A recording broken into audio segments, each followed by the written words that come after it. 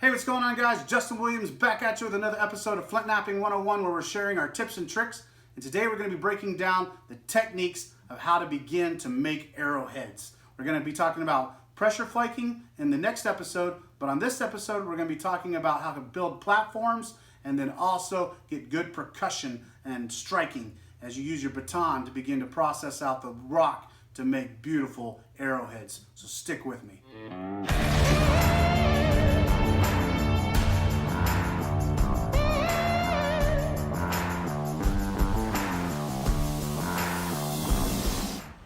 All right, so we've made it outside. Unfortunately, I do live in an urban environment, so you're gonna have some odd end noises in the background, so just please stick with it. Great thing too, I'm ready to break some rock and be able to show you guys breaking down the techniques and then giving you some insight. And on this video, we're gonna be talking about percussion and striking the stones. And so there's several different aspects and things to keep in mind. Some people are going to have different perspectives, so try not to be judgmental or condemning. I'm going to show you some of the tips and tricks that I've learned from different people, and so hopefully you get something out of it, okay? Once again, I don't know if I said this, but safety. Got my fingers protected, got eye protection on, good quality pants, and because of the breeze, I'm not having to worry about having to have a fan, so that's a plus.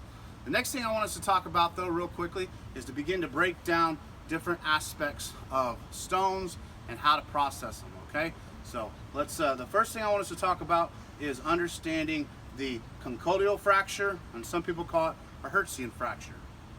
So here's some aspects to keep in mind. Understanding that anytime you strike the stone, you're usually going to be, especially if you're striking in the center, creating a conchoidal fracture.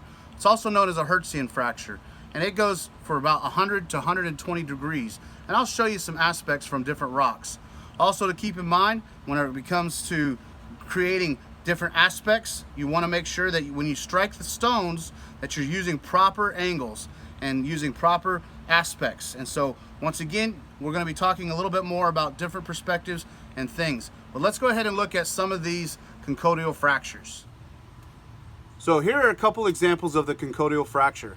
Here's a small one here. When struck in the middle of this actual stone, it popped off a beautiful, perfect conchoidal fracture. The same thing applies to this larger piece. This is one that we actually put into a heat treater to be able to make sure to increase the odds. And whenever I struck it, the beautiful stone left a conchoidal fracture. Another beautiful piece. So here's a stone that I found on the river, on the creek side, and anytime you get one of these, you just check it out, take another stone, pop it open. In this case, it's split perfectly open in the middle, and it's nice, beautiful, and smooth. So you know you got some potential here for doing some flint knapping and making an arrowhead. So those are definitely some things to keep in mind. So what we're going to be doing now is I'm going to talk to you about building platforms, and then also going to talk to you about proper techniques and some aspects to keep in mind when it comes to flint knapping. Not only flint knapping, so we're talking about techniques today, but we're also going to be focusing primarily on percussion and platforms. So let's continue on. Initial piece for flint knapping, it's important that you understand what is called a center line. And what you do is, I typically will take either a marker or some type of crayon or something, or pencil or lead, to be able to mark a center line all the way around it. And once you understand and establish a center line, it's vital that every time you strike the rock, you're always striking below center line. Now that can change. That's something you need to keep in mind as well. The center line can change based off of how much material is removed, but also you got to think about the angles in which you are striking. And so those are things to keep in mind. So we've gotten, so far, we talked about conchoidal fracture, we've gotten center line. The next thing I want to talk about is energy too. So the amount of energy you strike will determine the effects that you have on the stone. And so by striking it, if I don't strike it hard enough, then I'm just going to get these little bitty flakes. If I strike it too hard, I can actually cause fractures within the stone, which can be dangerous. So the energy is a huge impact as well to keep in mind. So the next aspect I want to talk about is convex and concavities. So it's always important too that you are striking convex to areas. Make sure you're not striking into concavity areas, because it can cause some severe step fractures as well. So make sure, once again, we're not wanting fractures, we're not wanting step fractures. We just want to make sure we're getting nice, smooth flakes and techniques coming off of these stones. So the next thing I want to talk about is scale. It's important that the size of the baton that you use is dictated by the size of the rock. And you want to make sure you're using a good size baton bopper on the rock versus a small one. Because if I was just to try to use this little bitty thing here, take off a little bitty flake. Whereas I want to remove a nice, beautiful section, which we're going to do here in a minute. All right, we got our leg pad ready to go. We got our rock. Once again, we're going to be working some of my favorite stone, which is local to us here, our Burlington that I've heat treated. And so the first thing that we got to keep in mind when it comes to flint knapping and getting things going is making sure it's ready to go and understanding what areas you're going to start. And the vital aspect is getting a platform going. So when it comes to our platform, we want to make sure that we stick it between a 45 and a 90 degrees. And I love it when I can get just a little over 45 degrees. It allows me to draw beautiful, beautiful strikes. But once again, each angle is going to be what dictates the approach that you need to have when it comes to striking the stone with your billets. So making sure adequate platforms, and especially, listen guys, you have to make sure that your platform is abraded properly. So make sure you take your abrader and scrape the far out of it, guys. So we're gonna get ready to do our first strike, guys. Once again, we've got our adequate platform, and then what we want to do is we want to make sure we focus on our strikes. There's several different aspects. Some people they like loose wrist. I found that for driving purposes and making sure I strike it adequately, nice solid draws and nice solid billet strikes are having your wrist stay straight and a solid strike. Okay, guys? Now, those are things to keep in mind. There's different principles and aspects. Like I said, some people like a loose one. On your larger stones too, you want to make sure that you're laying it on your leg for security, but also for some, the word I'm trying to looking for is solidness. It's going to give it a nice solid, direct, you get the point, I hope. And that would be striking it on your leg. Now, there's other aspects too where some people like to freehand and they'll hold it out in the open and strike. But I'm telling you, for firmness and solidity, sitting it on the leg will help you get a solid, nice strike. All right, so we have a little bit of fracturing here from the original, but we're hoping to be able to come right next to it because it is a nice, beautiful convexity, and that would be a great spot to begin to strike. A lot of it too has to do with how high. Because of the size of this, we can come up a little bit higher, but a lot of times you want just loose, smaller flakes, you're getting close to the edge. But we're going to aim a little bit higher, and it may take a couple strikes. Right there. And you can see how it removed that section. And it's so smooth and beautiful right there. Beautiful. And a lot of times, if this stuff right here has a large piece still, I can save that for other arrowheads. We're going to continue following that same ridge to make our next strike. And come right next to it.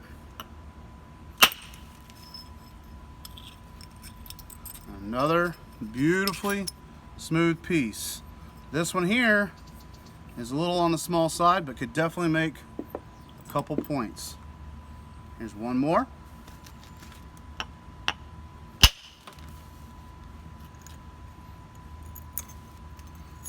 Look at that one. That one was almost so big I created its own little conchoidal fracture almost looking. But that will make another beautiful arrowhead.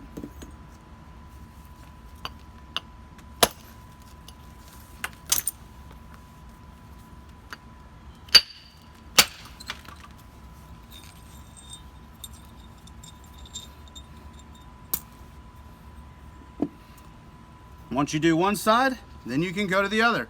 But you're like, oh, I want to remove, this is called cortex. But the problem with this cortex is the platform is now the other way. Look at this. As you begin to process your stone, you want to make sure as you rotate it and are looking for areas to strike, once again, always avoid concavities. There's a concavity right here. So I don't want to try striking just in the middle. You'd start from one side and go to the other, but you want to avoid the concavities. There's a convexity here, and there's all kinds of different shapes in it. And what you're doing is you're just looking for proper platforms. And so it looks like I got a spot right here. Notice there's, once again, it would take out some of that convexity, the outer rock, but once again, it's almost too sharp and fragile. So I'd want to make sure that I abraded it. So we've gotten a lot of material off this one side, but we're still struggling with getting off this cortex right here. The key to that is to build a platform. And so what I'm going to do here is begin to make sure I just create this platform by doing these nice super flat flakes. I'm not angling it to get nice things. I'm just trying to get in some simple flakes right here to be able to begin to build a platform. I have to make sure as I'm processing it and creating this, it's got to be above center line now, or below center, creating a center line and creating this platform to be able to be above it.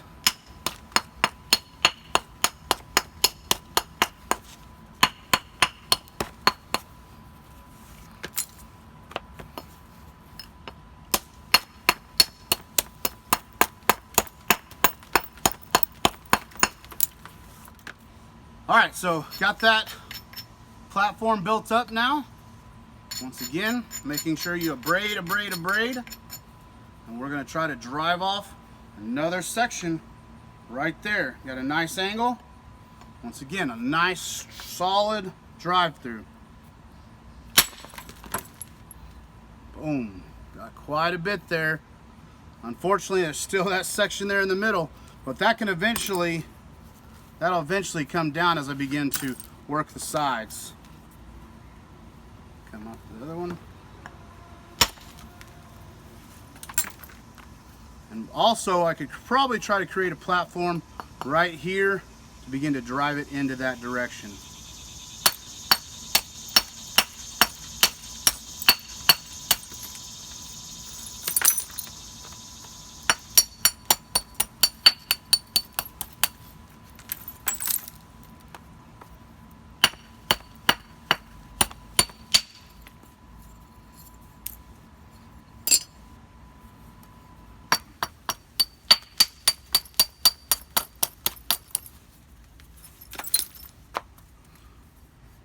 All right, so we got another platform ready to try to drive that off again.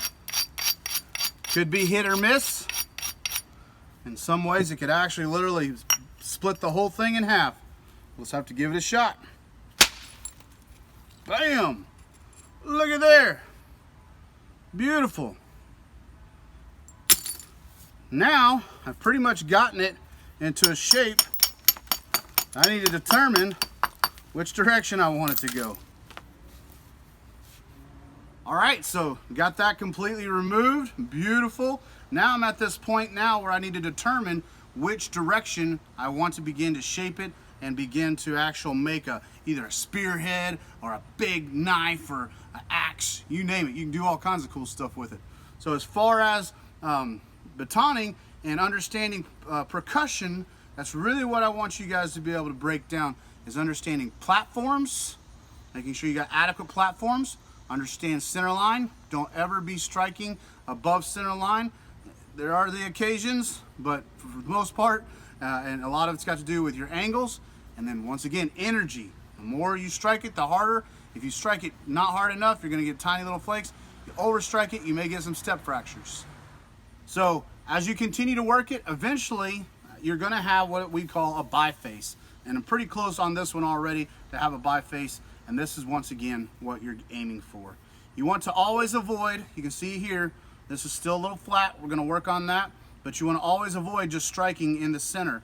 You wanna start on one side and go to the others. So different aspects and different things to keep in mind.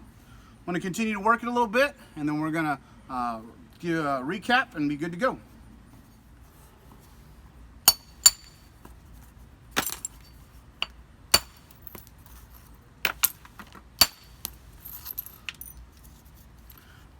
Notice on this side right here where it had the flat edge, I started in one corner and began to work it over and over, just flipping it back and forth. And some of these will be nice little flakes you can keep. We're trying to avoid having a squared off edge.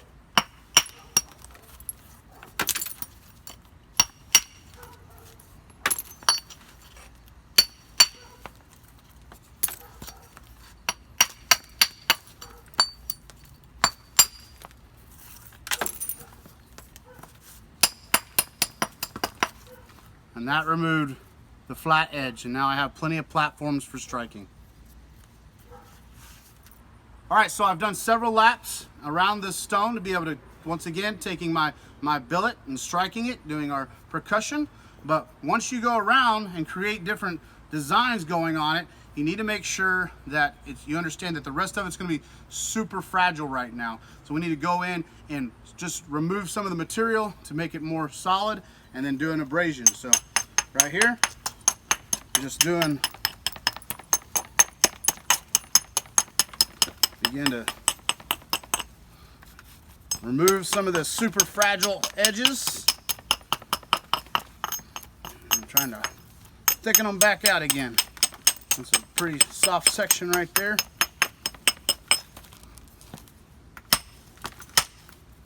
There's some of that. So we already talked about processing the stone on our legs. The last thing I want to talk about before we wrap up this video is understanding doing freehand, where you actually hold it in your hand. I love this technique as well, and a lot of other guys do too.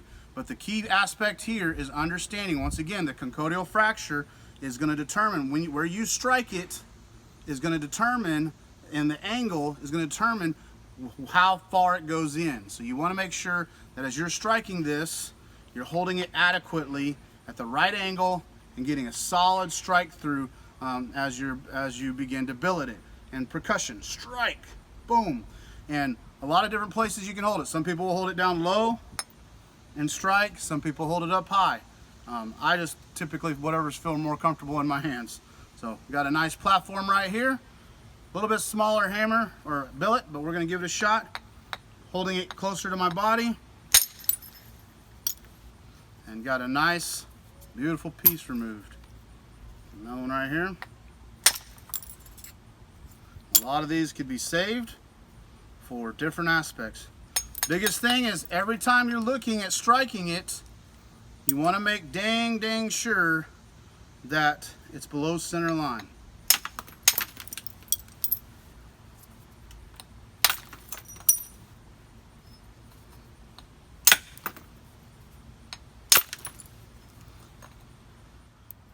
Alright guys, so we got a beautiful biface going, different aspects on each side, and once again, even something as simple like this right now could go straight into an axe, be able to have as an axe to be able to strike different things.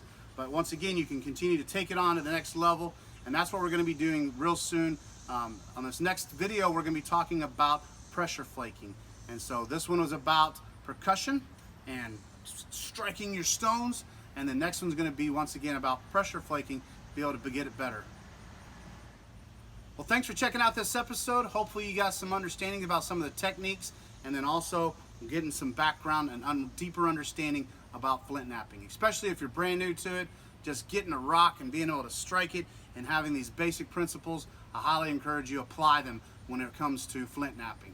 So guys, thanks again for tuning in. I appreciate your prayers and support for my cancer. I'm just fighting each day and believing in God for the impossible. So be sure to share, subscribe, and stay tuned.